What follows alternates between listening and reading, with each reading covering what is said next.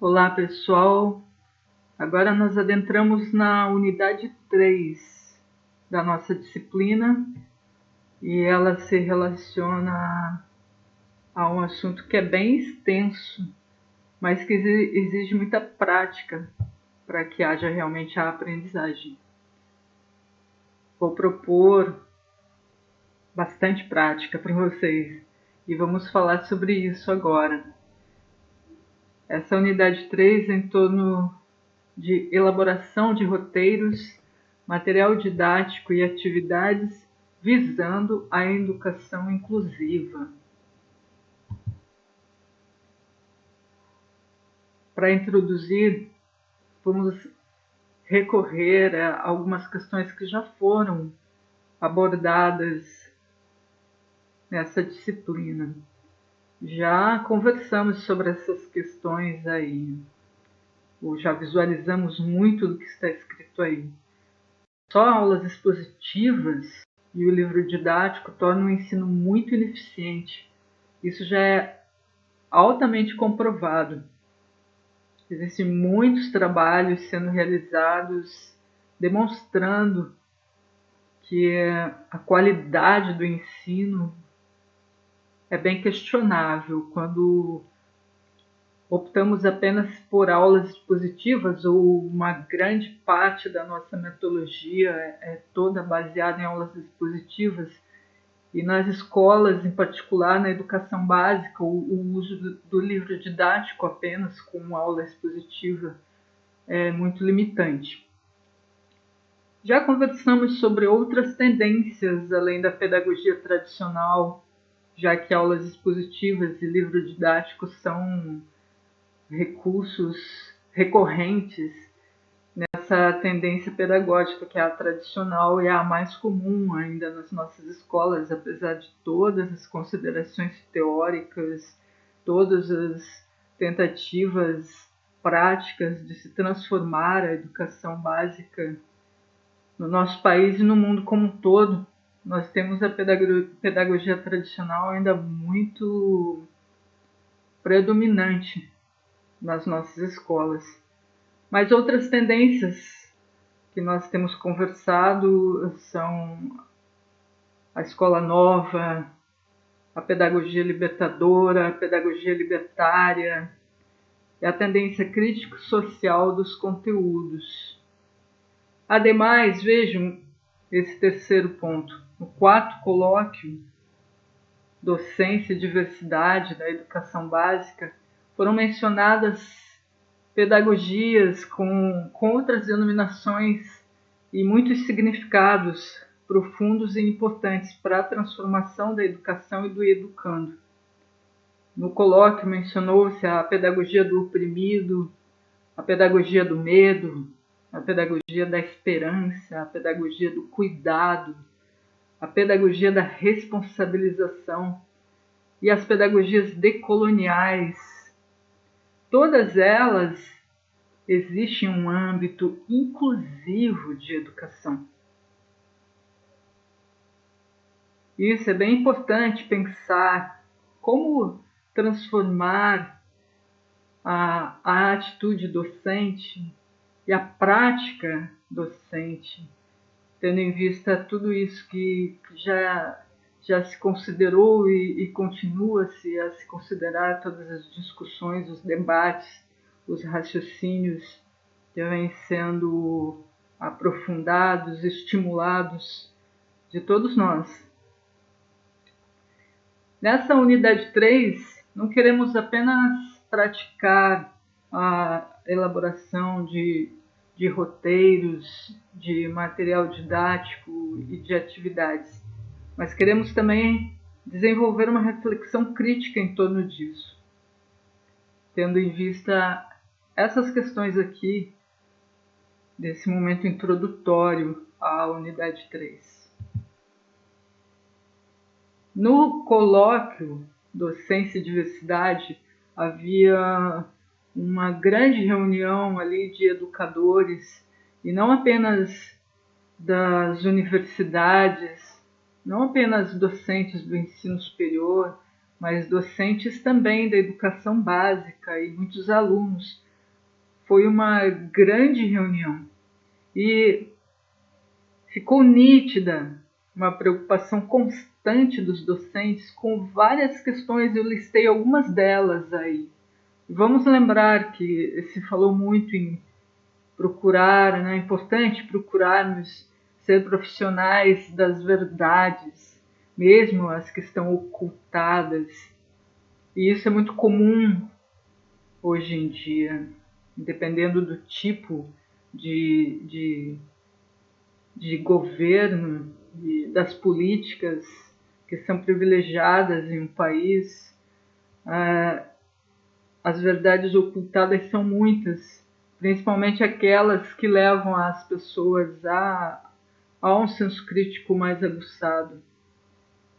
Nós temos que ter essa preocupação mesmo de sermos profissionais das verdades, mesmo as que estão ocultadas, resistir às opressões.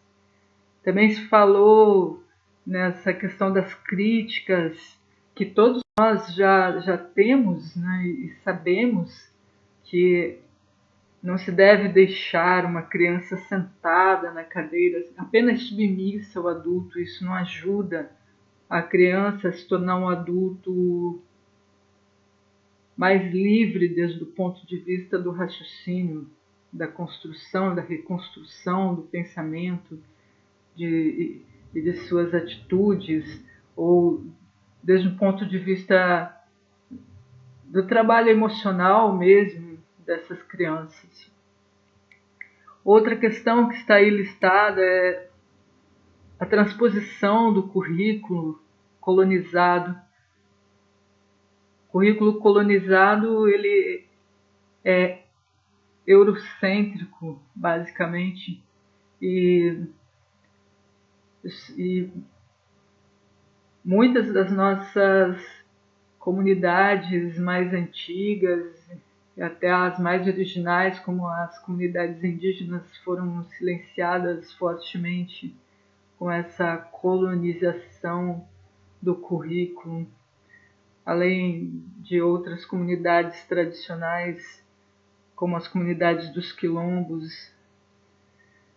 E essa transposição ela é muito importante, ela é muito necessária quando nós estamos falando na educação inclusiva. Também outra preocupação constante é de problematizar o mundo com solidariedade, com igualdade e outros princípios humanos e humanitários.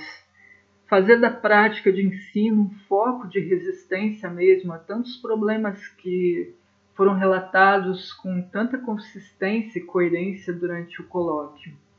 Não calar a cultura dos nossos alunos indígenas ou de outras culturas diferentes da hegemônica eurocêntrica, centrada num padrão que é o padrão europeu de como as pessoas devem ser, se portar e gostar de ter as coisas, desejar as coisas. É um padrão só cultural que está no centro do mundo, enquanto que nós temos muitos padrões culturais e esses padrões não devem ser calados.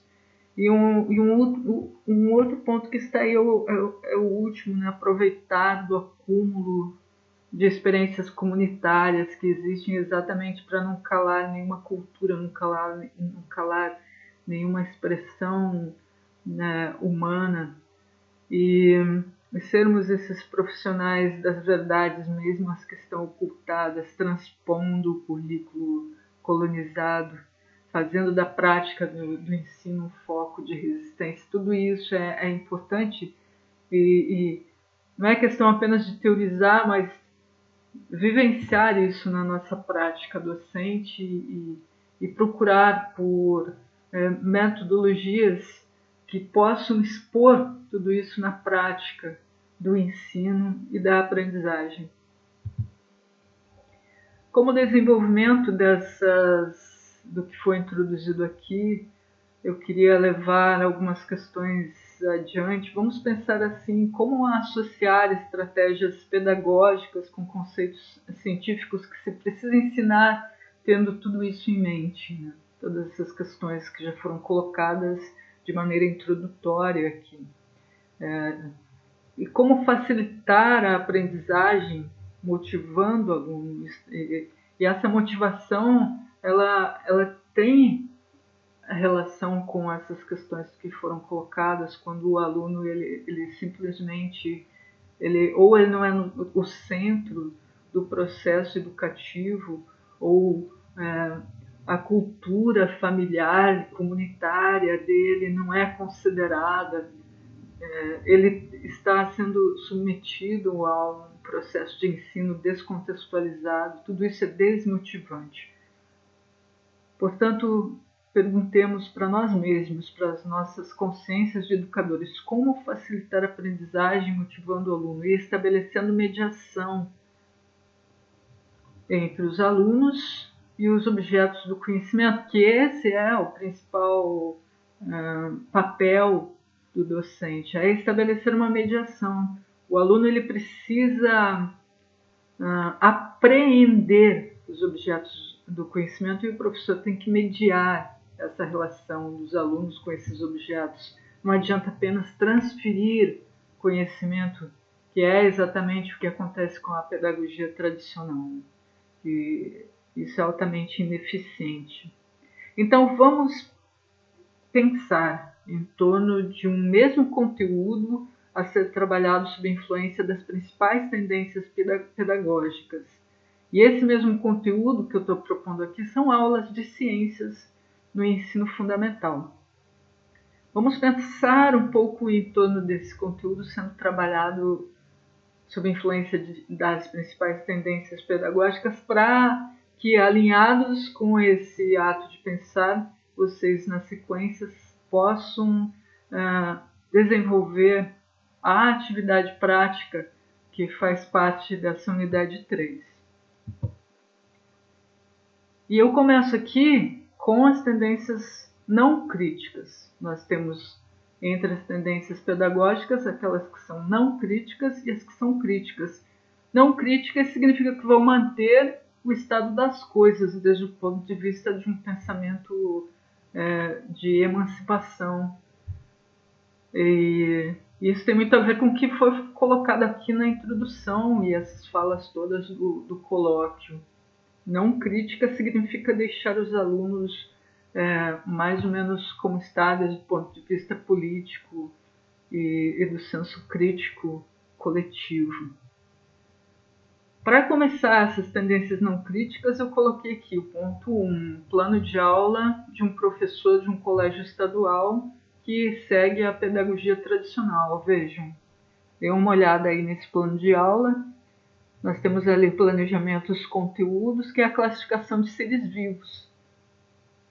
E aí, nos objetivos, dentro do planejamento anual, os objetivos conhecer a classificação de seres vivos, aquelas coisas bem básicas, conhecer como os vírus são classificados, a relação entre bactérias do solo, tipos de protozoários, etc.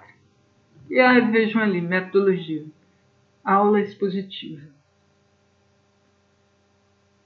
E a avaliação daí é aquela situação que todos nós conhecemos, quem já estudou em escola pública mais ou menos já conhece. Então, a avaliação através da participação do aluno, na resolução dos exercícios, na frequência, participação dos debates, teste, prova, lista de exercícios. Basicamente, geralmente é assim. Então, uma aula expositiva que vai expor o conhecimento, vai transferir para o aluno tem que estudar, tem que aprender, entre aspas, às vezes não aprende, mas estuda, memoriza para a prova, ou resolve alguns exercícios ali junto com o professor ou em casa, que são exercícios bem básicos, e aí tem que estar sempre frequente nessas aulas expositivas, onde eventualmente tem alguns debates ali que o aluno participa, e vai fazer prova, teste. Essa é a pedagogia mais tradicional que tem. E em geral, sem uma tendência à criticidade dos alunos. Aqui nós temos a segunda tendência que eu vou mencionar, é a da pedagogia liberal progressiva, eu peguei como exemplo dessa tendência uma sequência da vida prática, segundo o método Montessori. Tem algumas escolas que seguem esse método Montessori, que são escolas particulares. Então, obviamente que aqui nós nem temos algo que seja fartamente propagado em nosso meio, porque é produzido para um tipo de aluno, não é assim para todas as classes sociais. Mas eu peguei para pensar, então, como seria isso? Ensinar ciências através de uma metodologia de Montessori, que seria essa da sequência da vida prática. Eu peguei alguns trechos aqui de um texto baseado em Science Behind the Genius. É um texto sobre esse método. E aí explica um pouquinho o que é a sequência da vida prática. É colocado ali no texto muito sucintamente. São descritos aí 3 níveis. Um nível macro, onde existe bastante estrutura.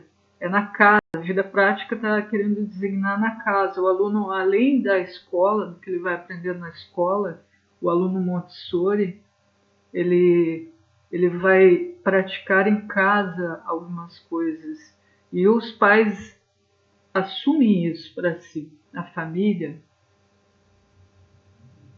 que escolhe colocar os seus filhos numa escola assim, então vai assumir isso para si. Nesse primeiro nível, em casa, a casa organizada, as prateleiras, os armários, as caixas, as gavetas, a conduta de todos, os rituais que permeiam tempos e espaços. Um primeiro nível é um nível organizacional, estruturar a casa de uma maneira adequada para um aluno desse método. No segundo nível, que é um intermediário, existe uma liberdade maior. Tá, tudo bem, a casa está organizada, mas quem opta por onde estar é a criança. As coisas têm todas o seu lugar. E a criança escolhe o que usar, quando. A conduta é sempre polida, mas a criança escolhe socializar ou não, participar ou não, estar sozinha ou estar junto. E, finalmente, os rituais permeiam tudo, mas a criança pode participar de uma flexibilização de tempos e espaços relativamente grande. E, num terceiro nível, uma estrutura de novo. Se a criança escolher um cômodo, ela deve respeitar as necessidades dele, não riscar paredes, cuidar do chão, da madeira, usar tapetes, os jogos americanos. Se escolhe um objeto, deve utilizá-lo adequadamente e devolver para o lugar de onde tirou. Se escolhe socializar, deve fazê-lo de forma respeitosa e gentil. Se participa de um ritual, deve ser colaborativo. Vejam, é algo assim que se estende até a casa, a organização estrutural da casa para que o ambiente seja adequado para a aprendizagem dessa criança através desse método. E na organização da casa, a criança escolhe onde ela quer estar em cada momento, mas ela tem que ter também atitudes coerentes com o que ela está aprendendo. E ali embaixo eu coloquei a questão dos seres vivos. Então, está dito ali, né? Costumamos dizer, a partir de Montessori, ela mesma, que temos 3 grandes limites quanto às ações da criança. Primeiro, a criança não pode fazer nada que seja danoso para ela mesma. E segundo, nada que seja danoso para outros seres vivos. E finalmente, nada que seja danoso para o ambiente. Ou seja, tem uma preocupação já maior de uma prática que é direcionada para a vida diária. Embora aqui, vejam, nós estamos falando de uma pedagogia não crítica. Não entra nada dessas questões de realmente refletir, desenvolver um senso crítico com relação às questões que nós colocamos aqui na introdução e muitas outras que apareceram fortemente no colóquio de docência e diversidade. O terceiro conjunto de metodologias que eu selecionei é da pedagogia Escola Novista, ou Escola Nova, uma pedagogia progressista. E o exemplo é a Summerhill School, de A.S. Mill. Isso é da Grã-Bretanha. E peguei aqui uma lista de disciplinas que são oferecidas para os alunos. Eles moram na escola. Essa foto aí é de Summerhill. Tem casas para alunos de diferentes idades. E as disciplinas, vejam, eles têm ciências, tem biologia, física, química, tem matemáticas, tem línguas diferentes, aprende marcenaria, serralheria, arte, fotografia, drama, história, geografia, música, enfim, tecnologias de informação. Aí ali embaixo explica, tem uma piscina, uma sala de estudo bem equipada, campo de jogos, rampas de skate, campos de tênis, teatro, salas de música, entre outros. É uma escola muito famosa, uma escola progressista democrática, a mais famosa do mundo nessa linha. Por isso eu coloquei ela aqui. Aqui tem algumas cenas dos alunos. E qual é a dinâmica de Summerhill? Ela possui um currículo estruturado com disciplinas e ela também se insere na lógica de exames educacionais para que os estudantes possam concorrer a vestibulares. Mas o que muda aqui é que nada é obrigatório na escola, nem as aulas, nem as provas, os exames. São os alunos que escolhem o que eles vão estudar em cada momento, embora tem aulas disponíveis, mas o aluno que vai escolher do que ele vai participar. Eles se organizam, cada um individualmente organiza o seu percurso. O percurso, vejam ali, é dado de acordo com a intenção do estudante. As aulas começam às 9 da manhã, terminam entre 15 e 17 horas, dependendo do dia, e depois disso eles têm um tempo para fazer o que quiserem, brincar, jogar, ver TV. E aqui uma outra maneira de ensinar. Eles têm, o que está escrito ali, né? Um currículo estruturado com disciplinas. Mas a maneira como os alunos eles têm mais a liberdade para escolher. Nós vimos nessa questão ali das atividades de vida prática, na sequência de vida prática de Montessori, nós vimos que os alunos teriam condições de escolher o que eles querem, onde eles querem estar dentro de casa, o que eles querem fazer também. E aqui, como o Summerhill é a casa dos alunos, já é uma outra tendência pedagógica, mas ela dá mais liberdade ainda, porque dentro da escola, a casa e a escola é o mesmo lugar. E dentro da escola, o aluno também escolhe onde ele quer estar em cada momento.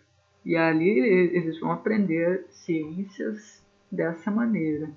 Já há uma grande diferença. Nós vimos primeiro a metodologia mais tradicional, a pedagogia tradicional, com aquelas aulas expositivas, e aí nós já passamos a ver as práticas de Montessori, método Montessori, e os alunos levando isso para as suas casas, e os pais, a família participando, com a própria estrutura da casa mais adequada, mas havendo uma prática diária realmente do que o aluno está aprendendo, no sentido de respeitar os seres vivos, respeitar o seu ambiente, respeitar as pessoas com quem convive. E é assim que as ciências são ensinadas para esses alunos. E aqui nós temos essa pedagogia progressista, em que a escola nova, em que os alunos até decidem o que eles vão estudar a cada momento. Eles têm mais liberdade ainda, bem democrático, mas ainda é uma tendência pedagógica não crítica, lembrando a vocês. E aqui a quarta tendência pedagógica não crítica que nós temos é a tecnicista. Eu coloquei como um exemplo de aplicação da pedagogia tecnicista foi a educação na ditadura militar. Foi esse período de 1964 a 1985. Eu coloquei um texto que eu peguei aqui da internet. Além da perseguição direta, os cursos superiores de formação de professores passaram a ter currículo obrigatório, em vez do caráter multidisciplinar que impera nos países democráticos. É completamente diferente. Já na formação de professores, já não tem um currículo democrático e multidisciplinar. Todo o ensino superior foi reformulado em 1968 e o ensino médio em 1971, ambos com conteúdo de ciências humanas bem reduzido. Aqui, assim, né, nesse período da ditadura militar, o que podia gerar uma crítica maior, um senso crítico, é excluído, reduzido, como fala aqui, o conteúdo de ciências humanas foi reduzido. Quem já era formado também teve o trabalho limitado pela censura com relação a textos considerados subversivos. Teve vários pesquisadores da área das ciências naturais e ciências humanas que saíram do país, foram para o exílio. E é uma coisa que está acontecendo agora de novo, né? Precisamos abrir nossos olhos e tomar muito cuidado com essas questões, elas são muito delicadas. Aqui em seguida comentam o sociólogo Emir Sader: as aulas passaram a ser mais pobres, a função da escola foi achatada para preparação ao mercado do trabalho. O professor passou a ter um papel de mero instrutor. Ou seja, né, o que parecia que não era importante para preparar os jovens para o mercado de trabalho era excluído. E nesse caso de ciências humanas, que traz uma liberdade de pensamento maior, é considerada subversiva. E o professor é só instrutor, ele tem que apenas repetir o que já está sendo desenvolvido pelos especialistas que produziam apostilas e transferir isso para os alunos.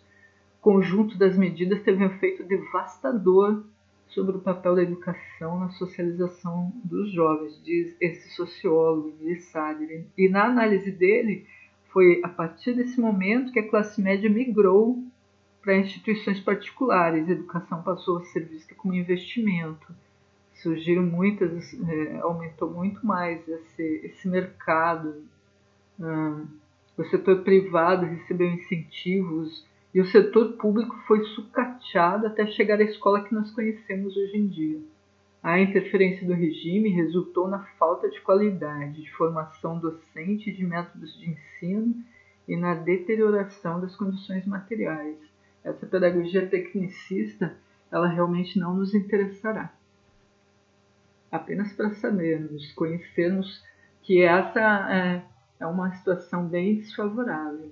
Dentro do que nós estamos debatendo, nós vimos que a pedagogia tradicional ela é bem limitante e a pedagogia tecnicista ela é opressiva, né? Nesse caso aqui da educação durante o período da ditadura militar em que ela foi adotada, é um grande exemplo dessa situação.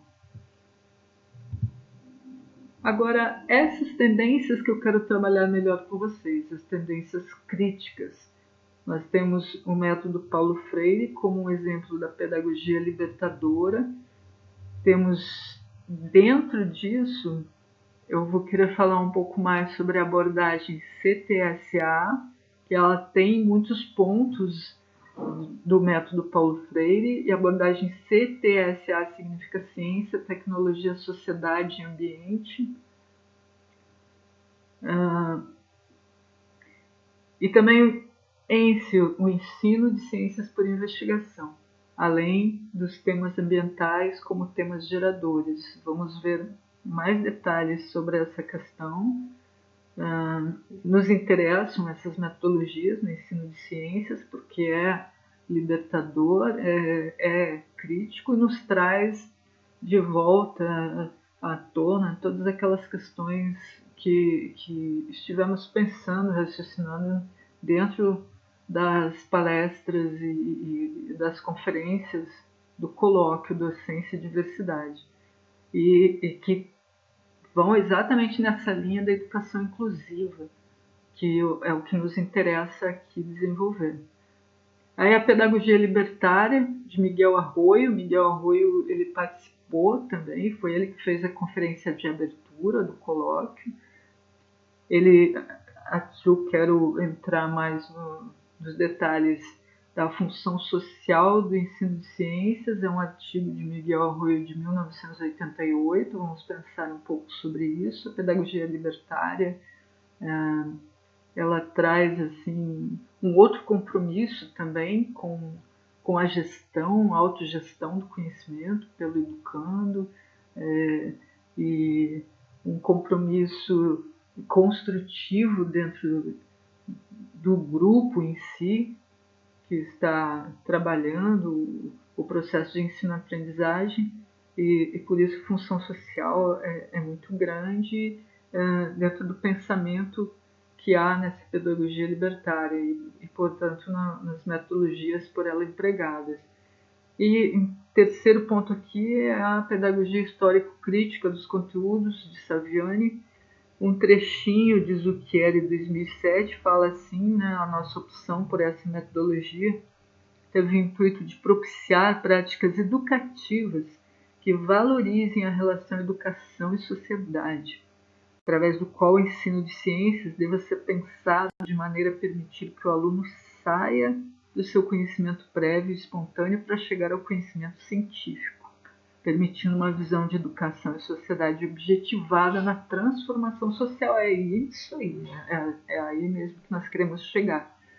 Um ensino de ciências que deve ser pensado assim, a partir do que o aluno já conhece, então um conhecimento prévio e espontâneo, e a chegada até o conhecimento científico de uma maneira a que a visão de educação e sociedade objetivem a transformação social.